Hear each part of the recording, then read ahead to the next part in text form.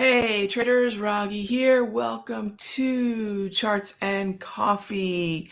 Happy Friday, everybody. Great to see you all. Got the rocking the Java there. I got my Viking, got the Viking mug action today. Great to see everyone. And we're kicking off the morning with one, remembering it's Friday and not to undo any of the good works that we've done throughout the week. Remember, the end of something is more difficult to trade generally than the beginning of something. End of the day, end of the week, end of the month, end of the quarter, end of the year. So the end of something has a distinctly different psychology than the beginning. So I always keep that in mind on Friday. And then we want to take a look at the economic calendar, which you have here in front of you. And you'll notice we have the JOLTS job openings at 10 a.m. Now you'll notice it's not a red hot zone. It's an impact event, but knowing that the Federal Reserve has this fifth pillar right now in terms of the four pillars of macro, a dual mandate, just jobs are important. And if jobs are important, data like that could potentially move the market. Now, the timing on this is interesting because it's right at the end of the clearing. So we get the bell rings, we have that clearing period, we get that clearing or opening range. And then right at the top of the hour, where I'm usually looking at having the clearing range behind us and sort of getting to work, we have this data. So remember, there's going to be some volatility. We have Williams at 10 after 12 Eastern. So we have some hot zones today. And this currency report is tentative. So remember, if I don't have a specific time, but I know it's sort of looming over the market, that could be interesting as well. So it's just going to make for a more interesting Friday. All right, great to see everyone and happy Friday. All right, so let's kick it off with some questions here. So if you've already typed them in, terrific. I'm just going to start at the top of the list and move down. And starting with Debbie. Hey, Debbie. The question here is, are RTX for long or are we in chop? So the JT multi says we're in chop, but the trend that preceded the chop is up. So with that here, you can see the lower JT multi is yellow, but before we went choppy, we had a nice uptrend. So I'm going to have more bullish bias, but I still have to treat it as what it is, which is the chop. And I have to acknowledge where the bottom of the range is, where the potential top of the range is. And I really want to, so this is the way I've always phrased it. Your edge is at the edge. Your advantage is at the edge in chop. So the more we creep into overbought, the more we creep down into oversold, the more the market inches into that zone one way or the other. Oh, that's where the opportunity is. But the more preferable side of the trade will be right here along this point of control and the lower end of the range, which is the buy side of the range, because again, the previous trend was up and my directional bias is bullish. So I would treat it as chop. Yeah, I would treat it as chop and focus on a fade. Now, to your point, you mentioned ITA and XLI. Love it. You're looking at the boats in the tide. Perfect. And then what I would say is take a look, and I'm sure you've already done this, take a look at the other names within those sector ETFs and then say, hey, is there relative outperformance in any other name, or is RTX as good as it gets? All right, so good stuff. Appreciate that. Do we have a new entry point on XLE? Yeah, we're not there yet, but I'll definitely be keeping an eye on it. We're not there yet. I'll keep an eye on the Darvis. I'll keep an eye on the wave, but I definitely want to be long when this thing pulls back. I don't see that happening before probably 57 and change. So yeah, I do want to get long again. Absolutely, Michael. Is the CL trade from my notes valid for the sector room? Well, if you have the notes, if you're in one of the rooms where I do send out the notes on any given day, then yes. Yes. So I do like the idea of being long crude oil. In fact, we did a free video on crude, I believe this week, available at the Simpler Trading YouTube channel.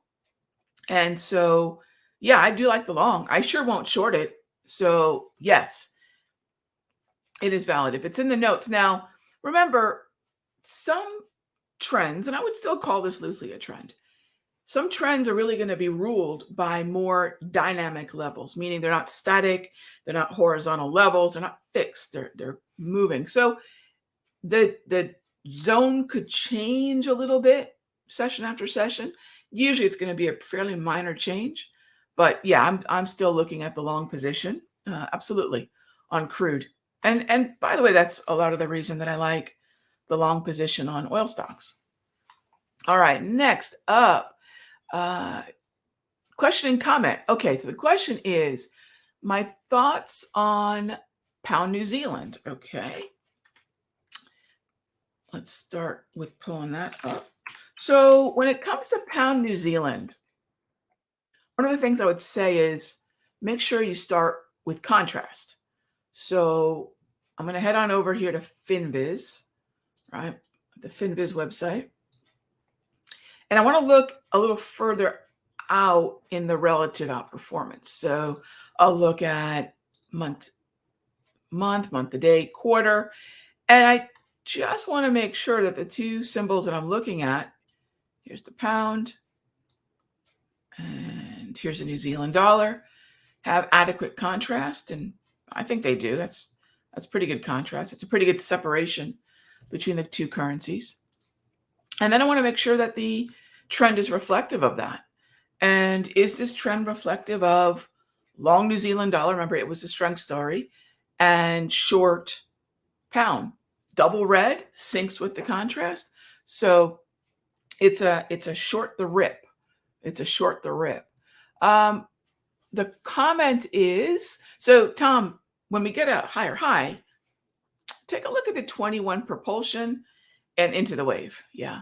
Comment, planning on purchasing my ultimate day trading class. Oh, very cool. Need the ETF and futures and Forex skill mix. Thank you for all you do. Tom, you know, we're going into the end of November. We're probably just a couple weeks away from our Black Friday, Cyber Monday, and whatever else. You know, I don't know. I think at some point, just we're going to have all, you know, when I look at the retail environment right now, apart from what we're doing at Simpler, it's interesting. Black Friday, Cyber Monday is turning into day after Halloween sales. I got all sorts of, you know, Black Friday is just getting, you know, before we know it, it's just going to be an October, November thing. Anyway, yeah, be sure to keep an eye out for those sales because we usually do have some terrific sales this time of year. So if I can save y'all a few bucks to put into your accounts to trade with and get educated, I'm all for that. So that's great. Next up is HLT for a possible entry in the zone. Absolutely. Hilton, sure. Furman, good eye, double green, pull back into the wave. We've done it a couple times. This will be the third time that I can see we've either hit the 21 wave. Now, we want to be aware of, nope, we're good. I like it. I like it a lot. So buy the dip, absolutely. And as we sink into the wave, remember, I don't believe in a single magical unicorn of a level. It's always a zone. It's like a safety net. You know, the market's falling into this nice fluffy pillow. And so there's going to be some give. So don't be surprised if it sinks a little bit lower, as it did last time, to the middle line of the wave before it rebounds. Good stuff, though, no doubt. I like it a lot. All right, next up, is the crude oil uptrend over? Joel, I don't believe so. It just, well, no, let's get more specific. I think there's two questions. Let's unpack it this way. Is crude oil still buyable, right? Is it still buyable? Yes, it is still buyable. Is it an uptrend? It's actually flirting with a little bit more chop.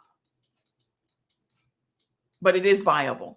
So technically, by my very own tools, the trend doesn't have the same swagger that it had just even at the beginning of this month, but it's still buyable.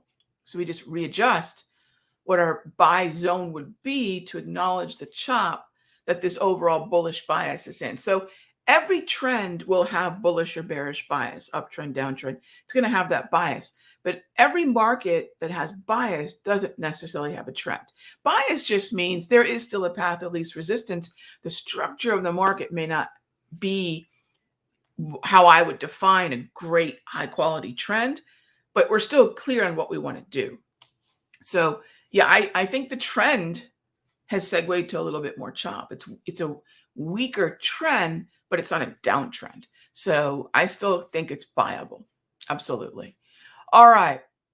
And I still am looking for higher highs at some point. We just need this double green to stick around. But I definitely want to buy this market. Absolutely. All right. Next up is Freeport McMoran. All right. So rolling. Train has left the station. It's looking really good. It's a long position that we have in my sector, folks. Is we have the live trading going on. I'm positive we're in this in sector. So we set this up on the 4th. Does that sound about right? I'm looking at the candles. I mean, I can look at the candles and say, oh, blue graph candle sunk into the wave. And there is the opportunity. 4th, 5th, beautiful. That's the window of opportunity. It's very specific. And then today, no, yeah, today it's, hey, I love it. I love where it's heading, but there's no trade there for me. We're already in. And, look, I think there was another opportunity here, right? So what do I think of Freeport McMoran? I think I like it a lot because I'm already in it. If you like, so this is, let me put it this way, because I don't want to be salt in a wound.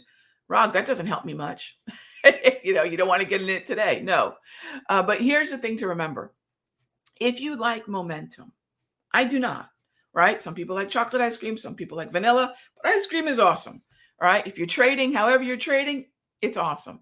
But please know when you're here in Charts and Coffee, we are looking at the markets from an exhaustion standpoint. We're asking ourselves, where is support? If you're more wired to ask yourself, where is resistance breaking where I can get long, then you're a momentum trader. And frankly, I don't like to trade that way. It's never really resonated with me. But that X marks the spot, that's what you're looking for. That breakout to get long. So Freeport McMoran, love it. And so, Hal, I know I saw your price there, 37 and a half. So we have another trader here, 37 and a half. Love it. So that's the difference. Great eye for looking at Freeport, both of you. And Hal, you got it. That's just pretty much classic, 37 and a half is actually you got a really good fill. Very nice. And that would have been on the 10th. So excellent. And so let's enjoy this elevator ride up. All right. Nikolai says, love Sector Secrets going on the 2nd year. Yeah, Nikolai, it's true. Thank you for reminding me.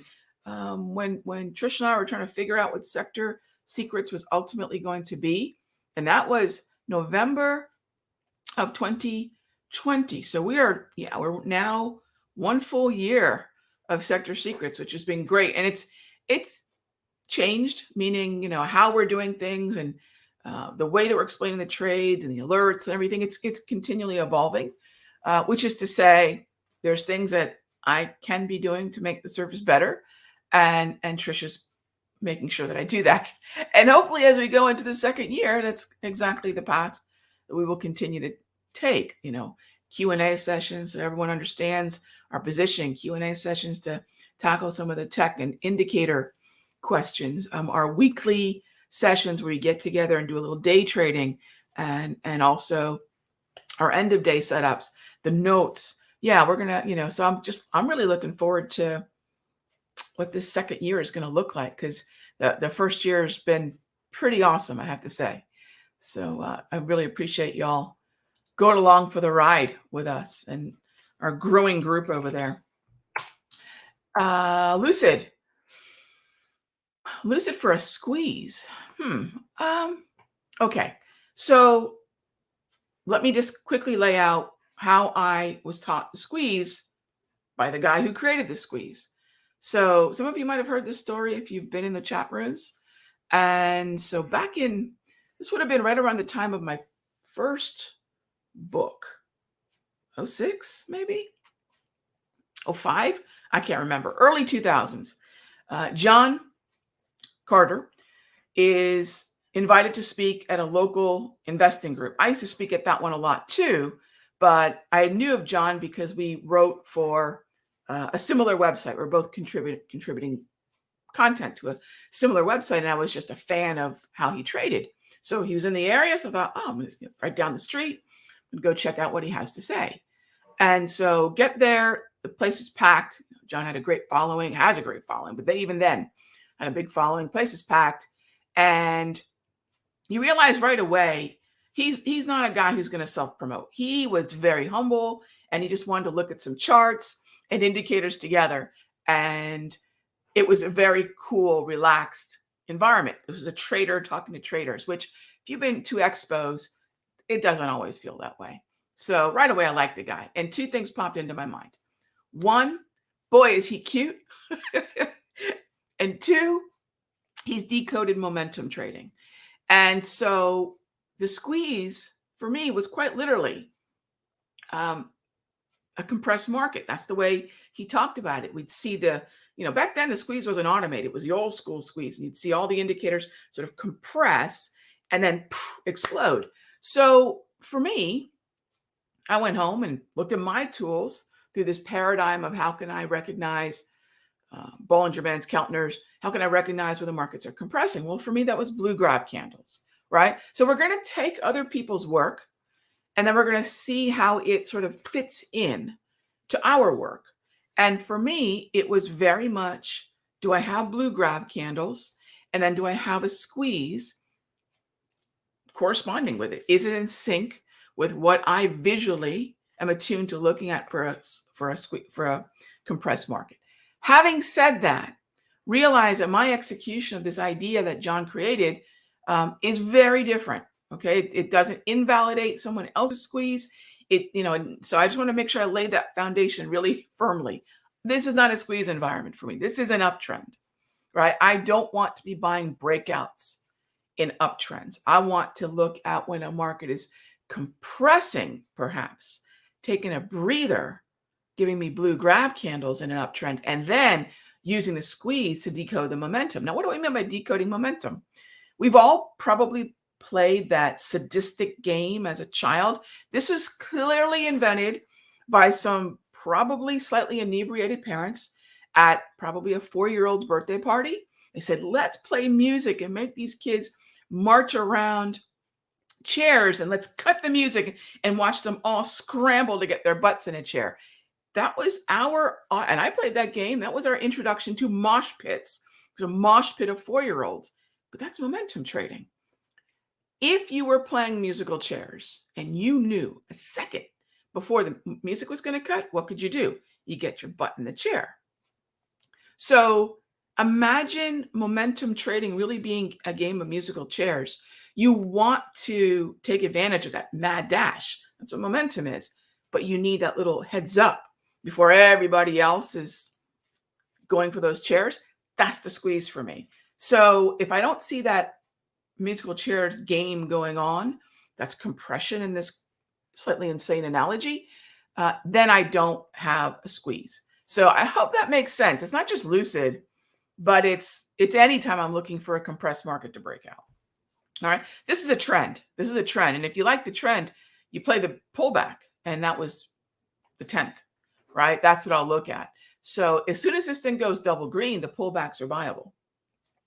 And that's what I'll focus on there. So I don't want to be buying a higher high within the context of not just a double green market, but a parabolic one at that.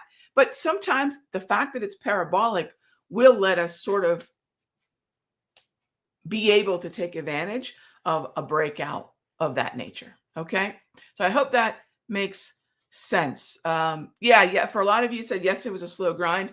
Bank holiday, right? Bank holiday, Veterans Day. And so, yeah, it by around 10:15, you could, the lethargy was absolutely something that you could see and feel. And we pretty much started to shut it down. Yeah. Okay, I'm gonna take one more question and then wrap it up. And that's Apple. I like Apple, but I don't. So this is once again structure, right? Just the conversation about the squeeze before was about structure. This is a sideways market. This is not a trending market. If I don't have a double green, I've got to be far more conservative about the zone that I want to get long in. We're actually in the zone now. That zone starts at about 147.80 down to 146.55. You want to enter Apple, do it in that zone. Treat it like a choppy market, bullish biased fade. Getting in any earlier than that is just going to get you in at probably a level where you'll have to accept some heat as the market dips. But if you know this, and you would because of structure, if you know this, then why not wait for that better zone? And I think we're hitting that zone. We hit it yesterday. I think we're in it today. It's going to extend all the way down to 146.5. This is where I would want to feel, look for that call vertical or look for those long calls. All right. And just like that, I am out of time as always. Thanks so much for all the questions. I really appreciate it. And I will see you all on Monday. All right. So I will, I'm going to head on over and hop into the sector room. I won't be on the mic, but I'm just going to take a look at some of the questions. We're going to manage some of our open positions. Definitely Freeport McMoran. We need a target 2 on that one. And our dollar trade's been doing really, really well. So we're going to manage some winners on a Friday. That's the way we like to end a week. Great to have you all here. Be good to each other. I'll see you next week.